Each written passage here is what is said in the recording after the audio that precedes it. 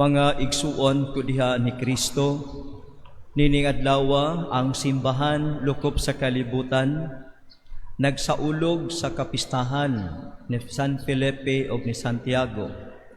Ug ang tibuok pod simbahan sa tibuok kalibutan nagsaulog sa debosyon sa mahal nga Birhen Maria. The devotion every Saturday, karon o ng Sabado sa bulan sa Mayo. Kita nagkahiusa tungod kay kita nahigugma sa atong inahan, ang Birhen sa regla nga kanunay natong ginadampan. Sa atong ebanghelyo, atong nadungog nga nag-ingon ang Ginoo siya ang dalan, ang kamatuoran ug ang kinabuhi. Og walay makaadto sa amahan nga dili moagi kang Hesus nga mao ang dalan. So ang importante nga mahibaw ta si Hesus mao ang dalan. Apan ang pangutana, nakakaplag ba ta padulong ngadto sa maong dalan? Kung ikaw pananglitan mo ato ka sa lain nga lugar, first time nimo or even second time or third time, mo ato ka sa maong lugar, tungod kay dili ka familiar asa moagi, mangutana gyud ka sa mga tao, nung asa ganito agihon padulong dito aning lugara, tudloan kanila. Kadtong mutudlo nimo, kadtong nakahibaw kung asa ka dapat moagi. Kung wa sila kabalo, moingon pod sila nga, di ra ba ko taga dinhi, di pod ko Soweto, pangutana lang sa unahan. Ana, kung tudloan gani ka sa dalan, kani silang mutudlo nato, nga kahibaw gyud na sila asa dapit agihon aron makaadto ka sa imong buot adtuan. Now karon, mingon si Jesus, ako ang dalan. Unya, kita nga mga recent nga mga Kristiyanos karon, nahibaw ta nga doon na pa'y nag-una nato nga nakakaplag sa dalan nga mao si Kristo. Ang atong debosyon sa mahal nga Birhen Maria, sigurado nga makatultol ta sa dalan. Nga naman, si Jesus mao ang dalan. Kanang Hesus nga mao ang dalan, gipanamkon sa mahal nga Birhen Maria sa iyang taguangkan sud sa siyam ka bulan. Gialagaan sa mahal nga Birhen Maria sa iyang kinabuhi sa pagdako sa bata, ang mahal nga Birhen Maria kuyog kaniya, kuyog kang Hesus. Busa sa tanang mga tao sa tibuok kalibutan nga nagtuo sa Dios, ang nakakaplag pag-una sa tinuod nga dalan nga mao si Hesus, ang nakakita, ang nakahibaw, ang nakasuwito sa dalan nga mao si Hesus, way lain ang iyang bugtong inahan. Ang inahan ni Hesus nga atong manunubos, ang inahan ni Hesus nga Dios nga nagpakatao, ang pangalan Maria. So ang debosyon sa mahal nga Birhen Maria, usa ka kasiguruhan nga ikaw nga nagdebosyon kang Maria, mahiduol gayud sa iyang anak. Ikaw nga nagdebosyon sa mahal nga Birhen Maria, tultulan ka gayud sa inahan ngadto padulong sa iyang anak. Nahibaw si Mama Mary, kinsa ang dalan? Si Jesus. Nahibaw sa unson pag-adto sa dalan nga mao si Jesus. Kita nakakaton ra man ta tungod sa libro. Kita nakadungog ta sa ubang tao nga nag-ingon si Jesus maong dalan. Nakabasa ta sa Word of God diri sa Biblia, si Jesus maong dalan. Si Maria wa lang siya makadungog, si Maria nakakita, si Maria na mo'y nagdala sa dalan, si Maria mo'y nag-alaga sa dalan, si Maria mutultol kanato ngadto sa dalan. Nga mao si Jesus ang atong Ginoo. Si Jesus ang dalan, ug ang muagi kaniya makaabot sa amahan. Si Maria mudala kanato ngadto sa dalan aron kita mosubay dinang maong dalan aron makaabot kita ngadto sa puloy-anan sa atong langitnong amahan. Maupod ang papel sa mga apostoles, Felipe, Santiago ug uban pang mga apostoles, mauusab ang papel sa mga santos sa atong simbahan. Tultulan kita nila ngadto sa dalan. Kay una sila nakakaplag kay kanato, og tungod kay nakakaplag sila sa dalan nga mao si Jesus, na gipakamatyan nila ang maong dalan. Mihalad sa ilang kinabuhi alang sa maong dalan nga way lain mao si Jesus. Mao nga karon si Santiago o si San Felipe mga martir. Gipakamatyan nila ang ilang pagtuo, ang ilang pagkakaplag kang Jesus nga mao ang dalan. Giula nila ang ilang dugo. Gipalabi nila nga mamatay sila diha sa dalan kaysa mubiya sila ni anang maong dalan aron sila mabuhi for few years. Si Santiago ug si Felipe andam nga mipakamatay alang sa dalan nga way lain si Jesus. Si Maria nga atong inahan hangtod sa iyang kamatayon naning nagpabilin diha sa maong dalan nga mao si Jesus. Karon ang atong inahan nagpadayon sa iyang tinguha sa pagdala kanato ngadto sa dalan nga mao si Jesus ang iyang bugtong anak. Busa ang pagdebosyon sa mahal nga Birhen is an assurance kanato. Is your assurance para nato nga makaabot kita ngadto kang Kristo ug mosubay kita sa dalan nga mao si Kristo, mahiabot kita sa atong langitnong amahan. Makadangat kita ngadto sa dungguanan ang langitnong puloy-anan. So kumao ni atong mga dumduman nato nga importante ang debosyon sa mahal nga Birhen. Unya, importante pod ang atong intercessions of the saints kay sila unang nakakaplag kang Jesus o kita dalhon nila ngadto kang Jesus. Sa atong pagpadayon sa pagpamalandong sa atong ebanghelyo, miingon si Felipe ngadto kang Jesus, Lord, ipakita kanamo ang amahan ug igo na kanamo. Miingon ang Ginoo kang Felipe, dugay naman kung nakig-uban ninyo. Wag yapon ka makaila kanako. Ang amahan ania kanako. Ako anaa sa amahan. Butang gipasabot ka nato nga if you want to know who the Father is, look at Jesus. If you want to know completely who the Father is, go to Jesus. Kay ang amahan iyang gipadayag to the full kung kinsa siya in the person of Jesus. So ang amahan nagpadayag sa iyang kaugalingon completely in the person of Jesus. Mingon si Jesus, ako og ang amahan usara, ang amahan nagsulti naagi kanako, ang ako ana sa amahan, ang amahan ania kanako. Ang akong gisulti wala magagikan kanako kundi sagikan sa amahan nga ania kanako. Gipadayag niya ang kahiusahan sa anak o sa amahan.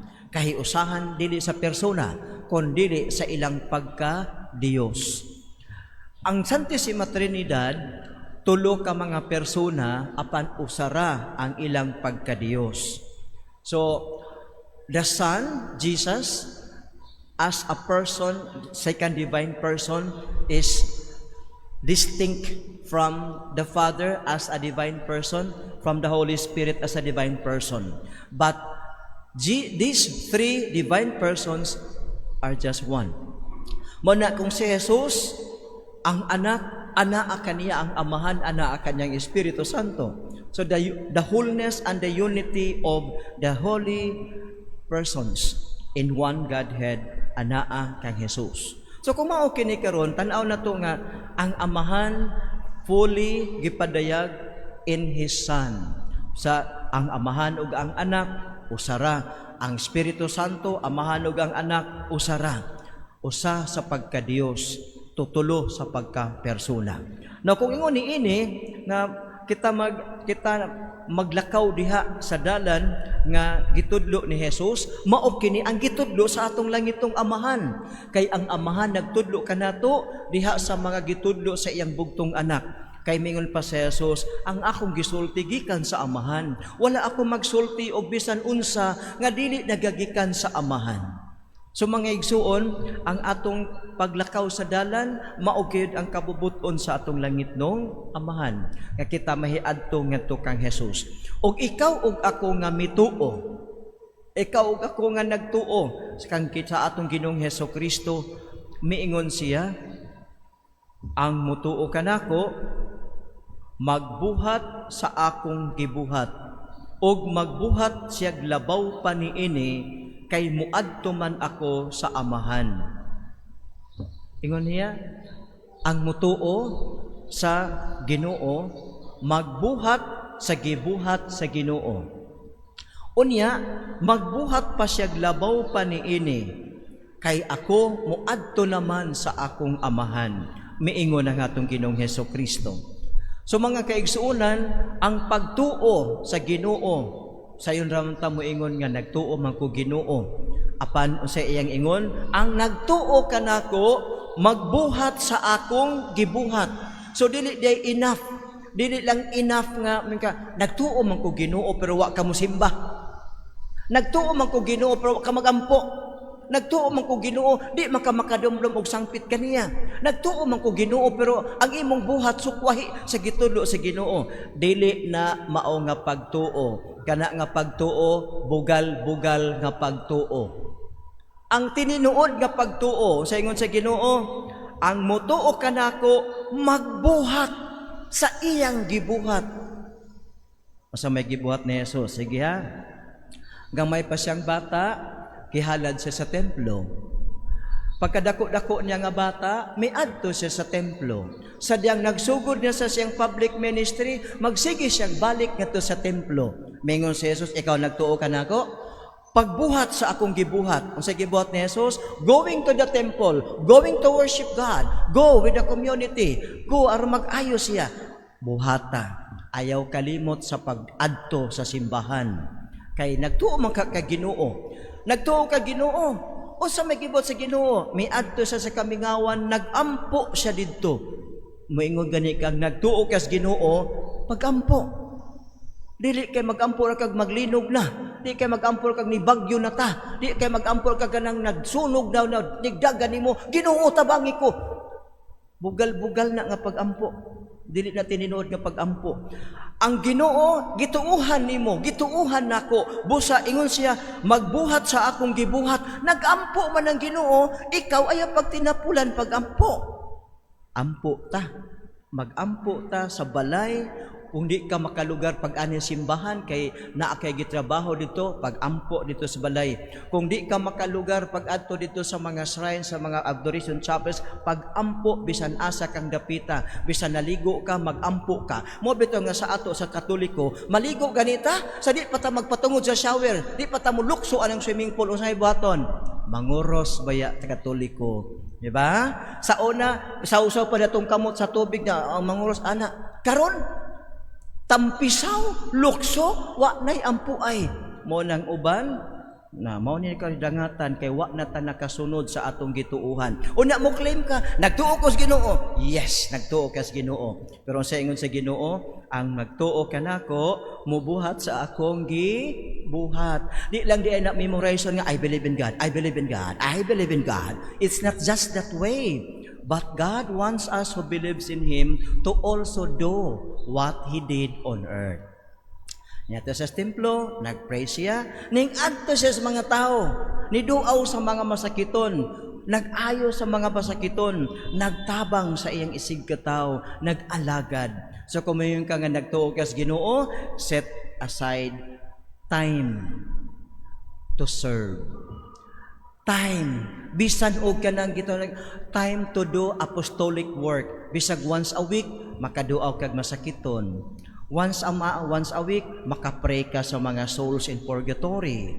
Once a week makapray ka for the travelers. Bahala kinsa to sila nga nag-travel basta wa ka kaila pero nagampo ka para sa ilang safe arrival. Bisag asa ka dapit, you can do apostolic works. Pray because Jesus did pray.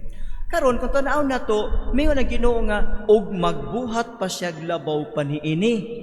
Supot ipasabot ba nga dili lang kita may minimalistic. Nga dili lang kita minimalistic ang atong attitude nga kiniraman mao kung makaya, pero pangandoy pod og something more. Something more ba nga?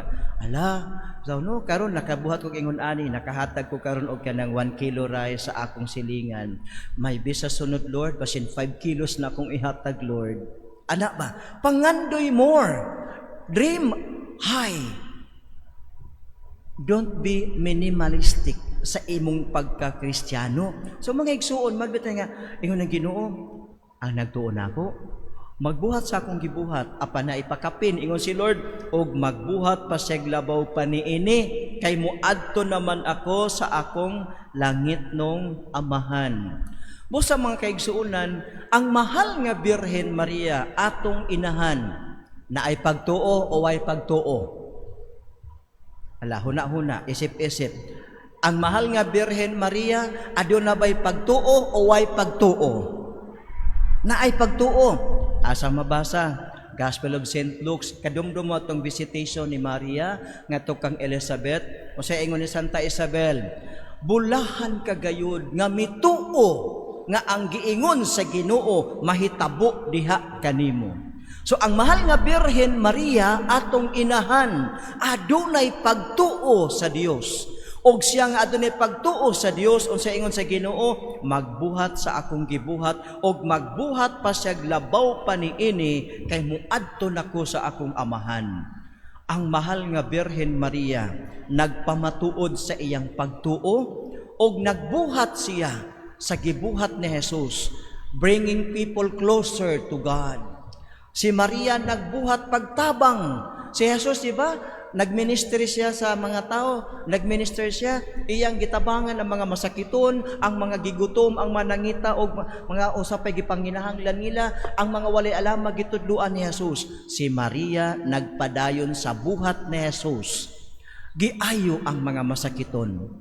Daghang mga tinuod nga kasinatian nga ang mahal nga Birhen Maria, bisan unsa nga titulo sa Birhen, daghan gayud ang muingon, gitabangan ko sa mahal nga Birhen Maria. Nganuman, ingon si Jesus, ang nutuon nako, magbuhat sa akong gibuhat, og magbuhat paglabaw pa niini. Si Maria mituo sa Ginoo, og si Maria nagbuhat sa gibuhat sa Ginoo, nagayo sa mga masakiton, pinaagi sa gahom sa Ginoo. Unya karon siya ingon sa Ginoo, mingon siya sa mga nagtuo kaniya, buhaton ko bisan unsa ang inyong pangayoon sa akong ngalan, aron himayaon ang amahan pinaagi sa anak, og mangayo kun mangayo kamo bisag unsa sa akong ngalan, buhaton ko kini. Kinsay giingnan nga mangayo bisag unsa? Ang mga tao nga nagtuo sa Ginoo. Ang mahal nga Birhen Maria nagtuo sa Ginoo. Mangayo ang mahal nga inahan sa iyang anak. Kung sa ingon sa Ginoo, buhaton ko bisan unsa ang inyong pangayoon sa akong ngalan.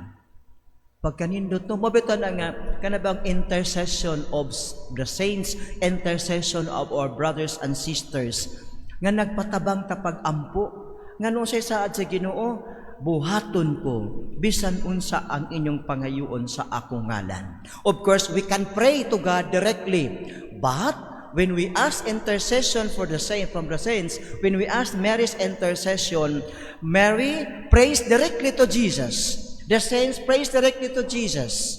They pray directly to Jesus. When we ask them to pray for us, they pray for us directly to Jesus. Unsay promise sa Ginoo, buhaton ko bisan unsa ang inyong pangayoon sa akong ngalan. When Mary asked her son, she believes, and Mary's faith opens the heart of Jesus for the graces to be given to us. Kita, namo tayo pagtuo. Pero usahay kini atong pagtuo, wavering pa, magtuya-tuya pa rin atong pagtuo. But the faith of the Blessed Mother continues to be strong from the beginning until now. The faith of Mama Mary in her Son Jesus is stronger than our faith. When Mary prays for us, Jesus promised, buhaton ko bisan unsa ang inyong pangayoon. Paraphrasing the word, mingon siya nga, ma, buhaton nako bisan unsay imong ihangyo nako, ma. Mahangyo ta sa mahal nga Birhen, si Mama Mary muluhod alang nato. And when Mary prays to her son Jesus, mingon siya, Lord, buhaton ko bisan unsay imong pangayoon sa akong ngalan. Mao na nga daghan dili maisip ang milagro sa mahal nga birhen nga nasinati sa matag usa kanato. Mao na nga mubalik gayud kita matag sa ulog sa botibma sa birhen sa debosyon sa mahal nga birhen. Balik kita nganuman deep within our hearts we know that the mother intercedes for us. And when Mary intercedes for us, unsay ingon sa Ginoo, buhaton ko bisan unsay inyong pangayoon sa ako ngalan.